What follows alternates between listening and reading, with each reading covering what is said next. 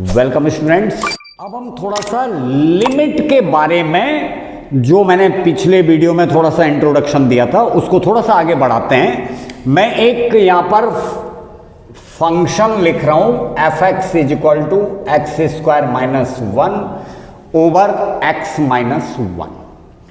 ये हमने एक फंक्शन लिखा हुआ है, F X is equal to X square minus 1 over X minus 1।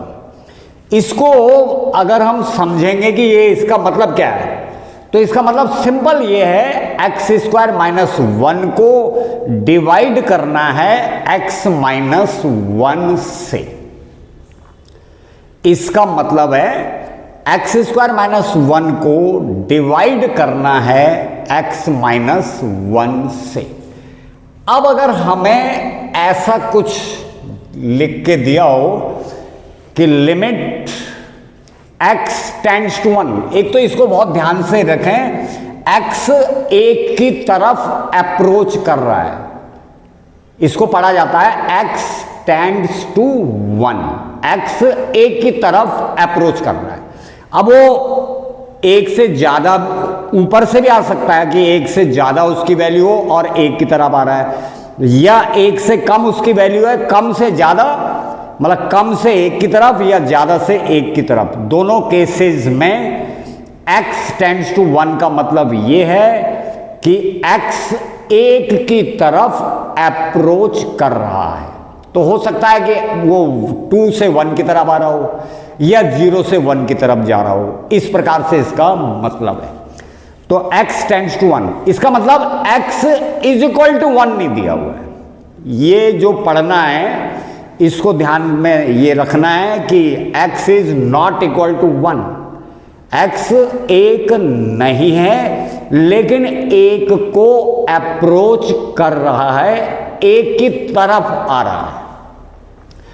और ये क्वेश्चन अगर हमने ऐसे दिया है कि भाई इसकी क्या लिमिट होगी, तो क्योंकि हमें दे रखा है कि x टेंड्स टू 1, कि x एक की तरफ अप्रोच कर रहा है, तो सामान्यतः एक के वो बहुत करीब करीब तक आ सकता है, लेकिन एक नहीं है। मीन्स ये x एक नहीं है, लेकिन एक के बहुत करीब करीब तक हो सकता है। 0.99999 ऐसे अप्रोच कर सकता है, या 1.00001 ऐसे ये एक के बहुत करीब हो सकता है, लेकिन एक नहीं है। तो हम पहले ये चेक कर लेते हैं कि क्या ये फंक्शन x बराबर 1 अगर होता, या अगर हम x बराबर 1 लेते हैं, एक की तरफ अप्रोच कर रहा है, और अगर हम लेते हैं कि x बराबर 1 रख के देखते हैं, तो ये x बराबर 1 रख के जो हमें देगा 1 माइनस 1 0, नीचे भी 1 माइनस 1 0, तो 0 बटे 0, ये जो फॉर्म है 0 अपॉन 0, मैथमेटिक्स में 1 upon 1 is equal to 1, 2 upon 2 is equal to 1, 100 upon 100 is equal to 1, but 0 upon 0 ये डिफाइंड नहीं है, अनडिफाइंड फॉर्म ये बोल देते हैं इसे, या इनडिटरमिनेट फॉर्म, मतलब जिसको डिटरमाइन नहीं किया गया है, इनडिटरमिनेट फॉर्म या अनडिफाइंड फॉर्म। इसका अर्थ यह है कि अगर x इज इक्वल टू 1 है, तो एक्स स्क्वायर माइनस 1 को x माइनस 1 से डिवाइड नहीं कर सकते। अनडिफाइंड का मतलब ये है, उसको समझना भी है। अगर x इज इक्वल टू 1 है, तो इसका मतलब X square minus 1 is not divisible by X minus 1। ये डिविजिबल तभी है जबकि x is not equal to 1, क्योंकि अगर x इज इक्वल टू 1 अगर हम ये रख रहे हैं, तो ये आ रही है 0 अपॉन 0 फॉर्म। तो ऐसे केसेस में एक मैथमेटिशियन थे डीएल हॉस्पिटल, क्योंकि x इज इक्वल टू 1 पर तो इसकी वैल्यू आ नहीं रही है। तो डीएल हॉस्पिटल ने क्या तरीका बोला, ये इनडिटरमिनेट फॉर्म के लिए होता है, इसके और भी फॉर्म होते हैं इनडिटरमिनेट, ये तो इस क्वेश्चन में मैं कंसिडर किया है मैंने। तो डीएल हॉस्पिटल ने बोला कि भाई x बराबर 1 के लिए तो ये डिफाइंड है नहीं, और x जो है 1 के कितने करीब है ये हमें पता नहीं है। बहुत करीब है लेकिन करीब के लिए कोई हम अंक तो लिख पाएंगे नहीं। तो उन्होंने बोला ऐसे केसेस में क्या करो, इसको भी डिफरेंशिएट कर लो। मैं जानबूझ के ये डीएल हॉस्पिटल रूल भी बीच में ले आया, इसको भी डिफरेंशिएट कर लो और न्यूमरेटर डिनोमिनेटर दोनों को डिफरेंशिएट कर लो और फिर देख लो x इक्वल टू 1। डिफरेंशिएट वैसे भी अभी अभी हमने पढ़ा है, ये बहुत ही इंस्टेंटेनियस, बहुत ही क्लोज होते हैं जब दो पॉइंट, उसका अर्थ भी यही है, पॉइंट P और Q बहुत ही क्लोज, एकदम इससे क्लोज नहीं आ सकते। तो लिमिट x टेंड्स टू 1। अब अगर हम एक्स स्क्वायर माइनस ऊपर के ऊपर को डिफरेंशिएट करना है, मतलब न्यूमरेटर और डिनोमिनेटर को हल्का सा चेंज कर देना है। Differentiation instantaneous rate of change है। तो अगर हम न्यूमरेटर को डिफरेंशिएट करेंगे तो एक्स स्क्वायर का 2x, सभी बच्चों को आता है, ये 11th क्लास में इंट्रोडक्शन हो जाता है। और न्यूमरेटर का 2x हो गया, डिनोमिनेटर का हो गया 1। अब अगर इसमें हम x इक्वल टू 1 रखते हैं तो ये दे रहा है हमें रिजल्ट 2। तो ये इसकी लिमिटिंग वैल्यू हो गई। अब लिमिटिंग वैल्यू का मतलब इट इज नॉट ओरिजिनल, क्योंकि हमने तो फंक्शन बदल दिया है, वो भले ही बहुत इंस्टेंटेनियस चेंज किया है, बहुत ही कम, तो ये लिमिटिंग वैल्यू है। तो ये ओरिजिनल वैल्यू के बहुत करीब होती है, मतलब ओरिजिनल वैल्यू जो फंक्शन की है, क्योंकि x is not equal to 1।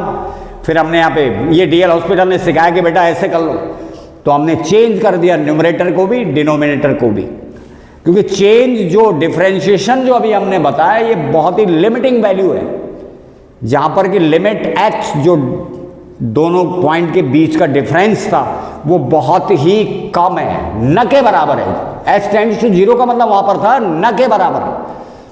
तो ये जो है इसकी लिमिटिंग वैल्यू है। ओरिजिनल वैल्यू 2 के बहुत करीब करीब होगी, 2 से थोड़ा कम या 2 से थोड़ा ज़्यादा। 2 से थोड़ा ज़्यादा बोल रहा हूँ तो 3 नहीं, 2.0001 ये हो सकती है, या 1.999 ये। तो लिमिटिंग वैल्यू ये है 2। इसमें मैं एक और इंट्रोड्यूस कर रहा हूँ, अगर किसी फंक्शन की लिमिट होती है तो उसका अगर हम कर्व खींचेंगे तो वो कर्व कंटिन्यूअस कर्व आता है। Continuity, limit, continuity and differentiability, ये तीनों आपस में जुड़े हुए हैं। कंटिन्यूअस का मतलब होता है, जैसे शाब्दिक अर्थ है कंटिन्यूटी, लगातार।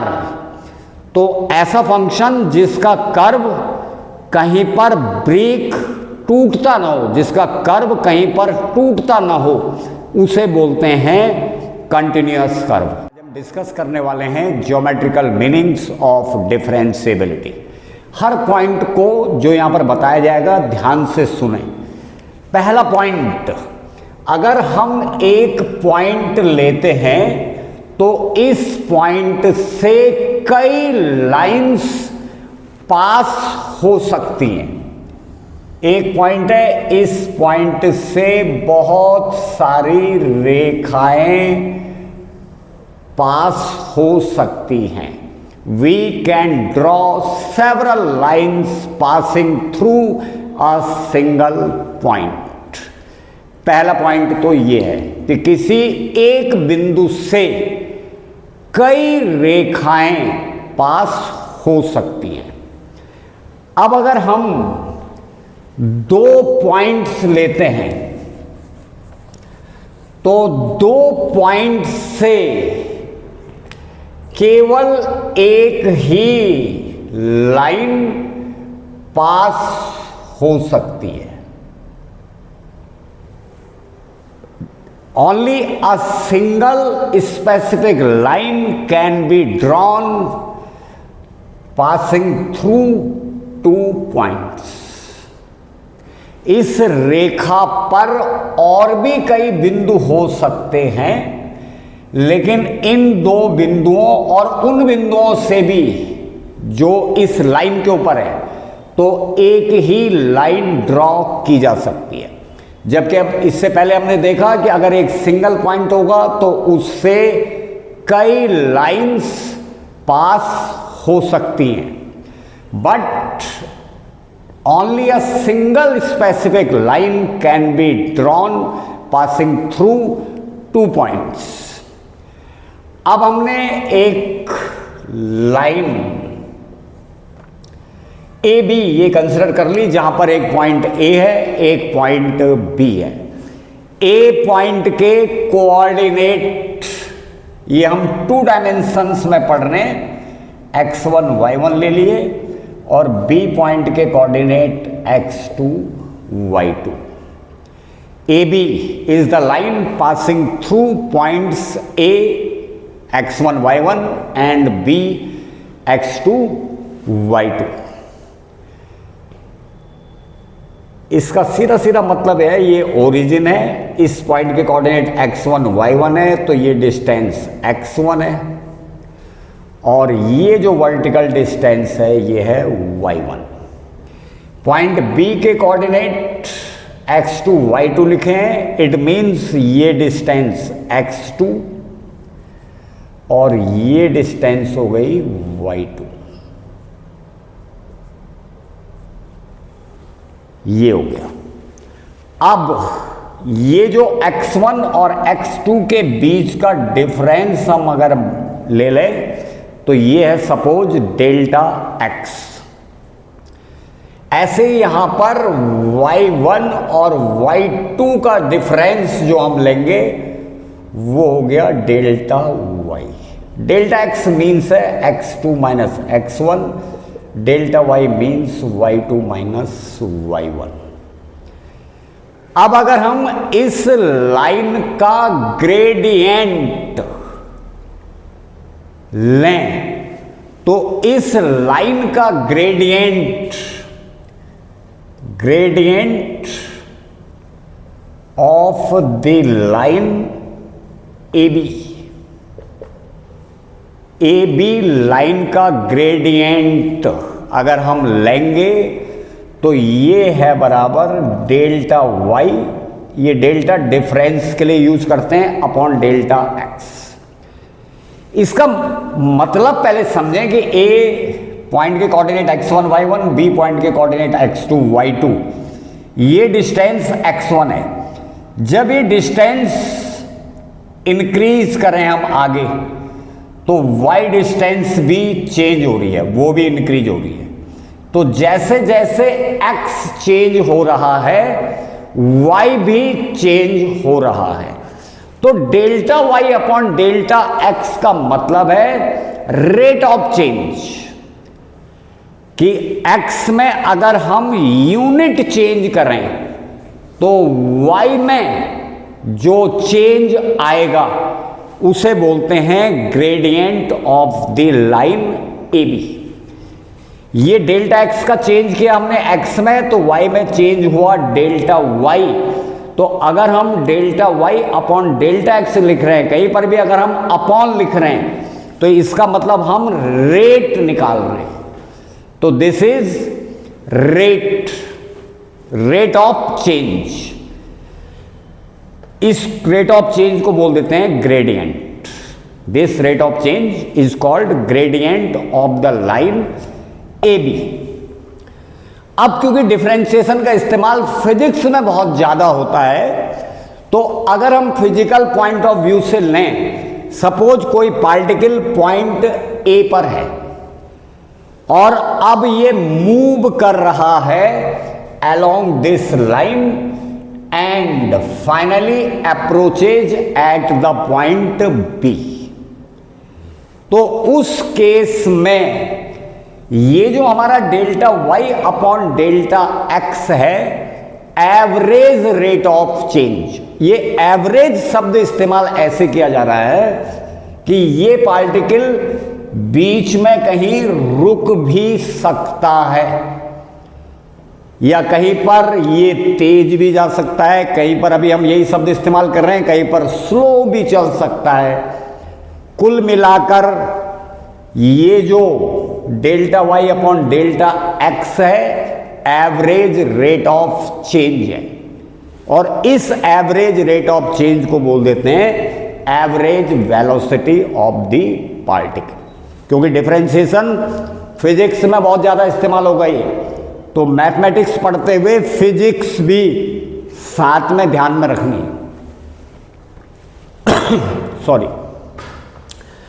अब पहला पॉइंट हमारा था कि एक अगर सिंगल पॉइंट होगा तो उससे कई लाइंस पास हो सकती हैं, लेकिन अगर दो पॉइंट्स होंगे तो उन दो पॉइंट से, दोनों पॉइंट से केवल एक ही लाइन पास हो सकती है, जैसे हमने यहां पर ए बी ड्रॉ कर रखी।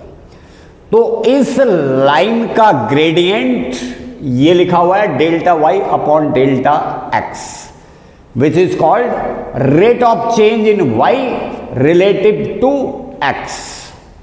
तो यहां पर इसके लिए शब्द इस्तेमाल करते हैं ग्रेडियंट। अब अगर हम किसी कर्व की बात करें तो कोई भी कर्व जो होता है उसके कोई भी दो पॉइंट अलोंग द कर्व एक सीध में नहीं होते, मींस कि वो एक लाइन में नहीं होंगे। कोई भी दो पॉइंट कर्व के अलोंग एक लाइन में नहीं होता, मींस हर पॉइंट का स्लोप अलग अलग होता है। अगर हम कर्व के अलोंग दो पॉइंट्स को मिलाएंगे तो हमें स्ट्रेट लाइन नहीं मिलेगी, इसलिए वो कर्व बना हुआ है।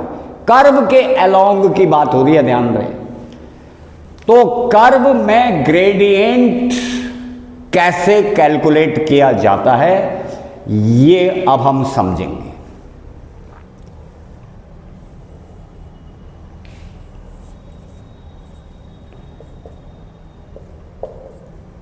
ये हमारा एक कर्व है, this is a curve x dash. इस कर्व, थोड़ा इसको सही बना लूंगा, ये हमारा कर्व है, ए बी ही मान लिया जाए। This is a curve A B. इस पर मैं एक पॉइंट ये ले रहा हूं, suppose this point is P, और एक पॉइंट हमने ये लिया, ये है Q। अब पॉइंट P, ये Y, ये X एक्सिस है, ये Y एक्सिस है। पॉइंट P और ये पॉइंट Q ऐसे मान ले रहे हैं हम, यहां पर तो हमने दूर लिखे हैं, सपोज ये नेबरिंग पॉइंट्स हैं। अब इसको हम, जैसे ये y एक्सिस है, ये x एक्सिस है, तो इसको हम फंक्शन ऑफ x भी लिख सकते हैं। कहने का मतलब ये है x एक्सिस पर जो x की वैल्यूज हैं उन पर, उसका एक डोमेन होगा, उन पर फंक्शन की वैल्यूज y एक्सिस के ऊपर ली गई हैं। इनको प्लॉट जब किया हमने तो हमारा एक कर्व मिला ए बी। ये इसका मतलब है। एक्स एक्सिस के ऊपर एक वेरिएबल है x, जो कि इंडिपेंडेंट वेरिएबल है। वो अपने डोमेन के अंदर कोई भी वैल्यू आर्बिट्ररीली ले सकता है।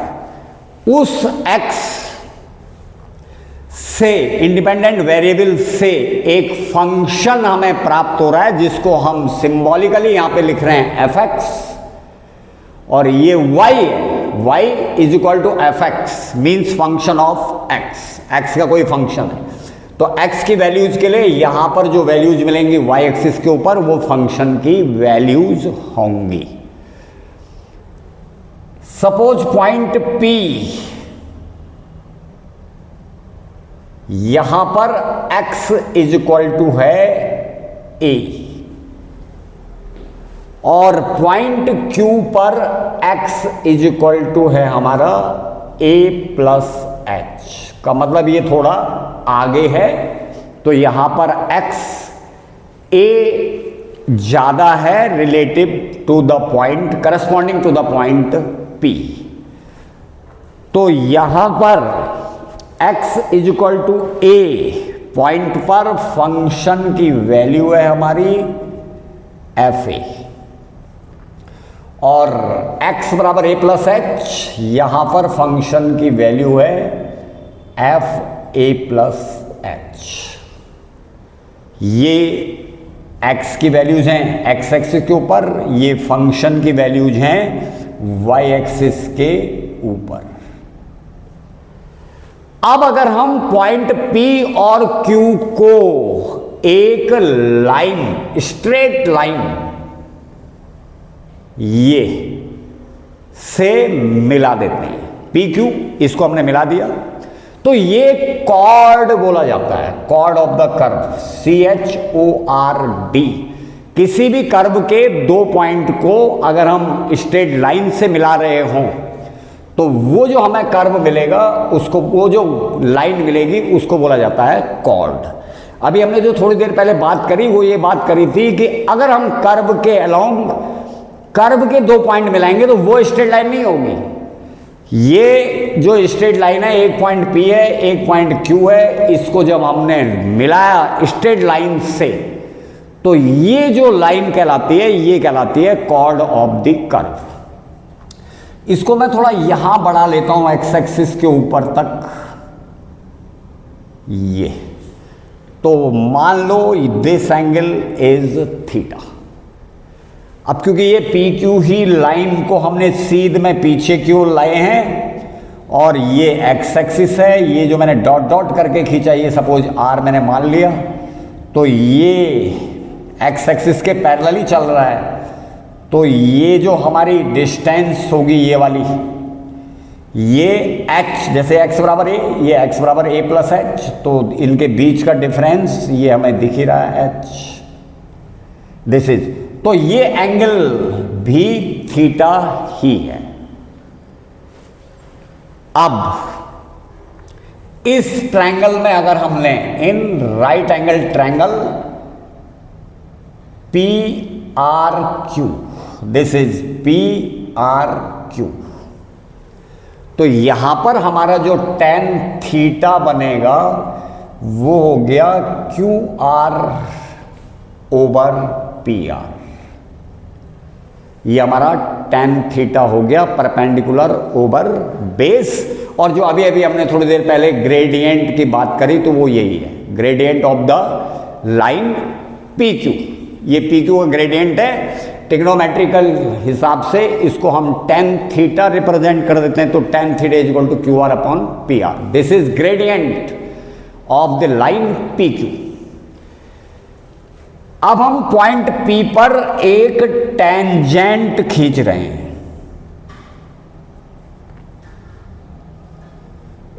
ये हमने पॉइंट P पर एक टेंजेंट ड्रॉ किया और ये टेंजेंट सपोज एक्स एक्सिस के ऊपर एंगल बना रहा हो साई, इस एंगल को हमने साई लिख दिया है। We drawn a tangent at point P, एक पॉइंट P पर हमने टेंजेंट ड्रॉ किया, जो इनिशियल लाइन एक्स एक्सिस को इनिशियल लाइन भी बोल देते हैं, वहां पर साई एंगल बना रहा है। अब यहां पर थोड़ा सा ध्यान रखेंगे, अगर पॉइंट Q P की तरफ को अप्रोच करे, ये जो पॉइंट Q है ये सपोज P की तरफ को अप्रोच करे, मतलब ये Q पॉइंट P की तरफ को अगर हम लाएंगे तो ये कोई भी समझ सकता है बहुत आसानी से कि जो हमारा कॉर्ड है ये छोटा होता जाएगा, ये कॉर्ड छोटा होता चला जाएगा। और ऐसा मान लो कि Q बिल्कुल P के बगल में आके रुक गया है, मतलब अब वो P और पास नहीं आ सकता। इट मीन्स कि P के जस्ट बगल की जो पोजीशन है वहां पर आ गया, उससे क्लोज नहीं आ सकता। तो उस कंडीशन में जो हमारा कॉर्ड है ना, वो कॉर्ड हमें दिखेगा नहीं, तो वो कॉर्ड हमारा टेंजेंट में कन्वर्ट हो जाएगा। ये जब तक दूर तुम्हें पॉइंट क्यू दिख रहा है तो ये साफ कॉर्ड अलग दिख रहा है, टेंजेंट बिल्कुल अलग दिख रहा है, लेकिन जैसे ही ये पॉइंट क्यू पी की तरफ को अप्रोच करेगा तो कॉर्ड वाली लाइन छोटी होती चली जाएगी, और अगर क्यू बिल्कुल पी के बगल में खड़ा हो गया तो फिर जो ये कॉर्ड है ये टेंजेंट के रूप में नजर आएगी। तो उस कंडीशन में क्या होने वाला है, देखो, as Q tends to P, कि अगर क्यू पी की तरफ को आए, मतलब पी के बिल्कुल नजदीक, तो इसका मतलब हमारा ये हो जाएगा, जब क्यू पी की तरफ को आएगा तो ये जो दो x बराबर a और x बराबर a प्लस h के बीच का डिफरेंस है वो हमारा h वो टेंड्स टू 0। ये जो गैप है, जब ये पॉइंट q इधर को खिसकेगा तो ये गैप कम होता चला जाएगा, और जब ये बिल्कुल a के नजदीक, p के नजदीक q आ गया तो h वाला गैप भी 0 की तरफ जा रहा है। और उस कंडीशन में जो हमने अलग से कॉर्ड वाला एंगल लिखा हुआ था थीटा, वो थीटा अप्रोच करेगा साई, फिर वो अप्रोच करेगा साई। तो अब हम लिख सकते हैं टेन थीटा, तो थीटा की जगह हमने लिख दिया साई। ये तब है जब ये जो कंडीशंस हमने लिखी हुई, इस कंडीशन को अप्लाई कर रहा हूं मैं कि as Q tends to P means H tends to 0 और थीटा टेंड्स टू साई, तो then tan theta is equal to tan psi is equal to QR। ये यहां पे मैं लिख देता हूं, अब उनमें से इसको लिमिट बोलते हैं, ये जो क्लोजेस्ट अप्रोच होती है इसको लिमिट बोलते हैं। मैंने पिछले वीडियो में हल्का सा लिमिट के बारे में बताया था, लेकिन अभी और बताएंगे आगे। तो इसको हम ऐसे लिख देंगे, लिमिट एच टेंड्स टू 0, इसको तो मैं लिख चुका हूं टेन साई। तो नाउ QR ओवर PR। अब अगर हम QR को देखो, ये है QR, यहां पर वैल्यू थी FA और Q पे वैल्यू थी FA प्लस H। तो अगर हम QR लेंगे, क्योंकि ये FA प्लस H है, ये FA है, तो ये बराबर हो गया limit H tends to 0 FA plus H minus FA और ओवर PR। तो PR इन भी दो पॉइंट्स के बीच का गैप है, तो that is equal to H। तो जब हमने पिछले वीडियो में डिफरेंशिएबिलिटी के बारे में बताया था तो वो यही बताया था कि डिफरेंशिएबिलिटी यानी differentiation of a function at a point, वो उसमें ये लिमिट एग्जिस्ट करनी चाहिए। ये राइट हैंड डेरिवेटिव है, इसको लेफ्ट हैंड में भी घटा भी सकते हैं हम, तो वो लेफ्ट हैंड डेरिवेटिव बोला जाता है। यहां पर हमने बढ़ाया है, एक्स की वैल्यू को बढ़ाया है, तो ये लिमिट एग्जिस्ट करनी चाहिए। तो this is derivative of function f x at point a. तो टेन साई का मतलब कुल मिलाकर हो गया dy, इसको लिख देते हैं dy over dx। This limit h tends to 0 fa plus h minus fa, ये y का ही डिफरेंस है। लेकिन ये जो डिफरेंस है ये उस कंडीशन में है जबकि गैप बहुत कम है, h टेंड्स टू 0। तो इस केस में इसको हमने delta Y upon delta x नहीं लिखा। अगर जो डिफरेंस है h ये जीरो को अप्रोच कर रहा होगा, तो उस केस में हम इसको एवरेज रेट ऑफ चेंज नहीं बोलते, फिर हम इसको बोलते हैं इंस्टेंटेनियस रेट ऑफ चेंज। जो पॉइंट Q है वो P के बहुत करीब आ रहा है, तो this is called instantaneous rate of change, और उसी को हम बोलते हैं डेरिवेटिव। ये जो डेल्टा y अभी हमने पहले में लिखा हुआ था अपॉन डेल्टा x, अगर इसमें जो डेल्टा जो लिखा हमने चेंज जो हो रहा है वो बहुत ही कम हो, जीरो को अप्रोच कर रहा हो, तो उस केस में हम इसे इंस्टैंटेनियस रेट ऑफ चेंज बोला जाता है। यह है इंस्टैंटेनियस रेट ऑफ चेंज, और उसी को बोलते हैं डिफरेंशियल कोएफिशिएंट या डेरिवेटिव। तो कुल मिलाकर जो डेरिवेटिव का ज्योमेट्रिकल मीनिंग है वो है स्लोप ऑफ द टेंजेंट। किसी भी पॉइंट पर क्योंकि हम ज्योमेट्रिकल मीनिंग का इंटरप्रिटेशन कर रहे हैं, तो किसी पॉइंट पर कर्व के जो टेंजेंट खींचते हैं उसका जो इंक्लिनेशन, जो स्लोप होगा, उसी को हम डेरिवेटिव बोलते हैं। तो this is derivative of a curve at a point. इसका physical meaning, derivative of a curve is measure of smoothness of the curve. मतलब फिजिकल मीनिंग इसका यह है कि जो डेरिवेटिव होता है वो स्मूथनेस, कर्व की स्मूथनेस को रिप्रेजेंट करता है। अगर किसी भी कर्व में कोई शार्प पॉइंट होगा तो उस पॉइंट पर डेरिवेटिव एग्जिस्ट नहीं करेगा।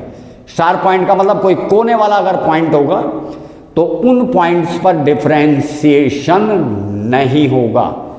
डिफरेंशिएशन का फिजिकल मीनिंग है smoothness of the curve, geometrical meaning है slope of the tangent drawn at a point on the curve. तो this is differentiability of a function. हमारे चैनल पर बने रहिए, इसके लिए चैनल को लाइक, सब्सक्राइब ये करते रहें। Thank you very much for today.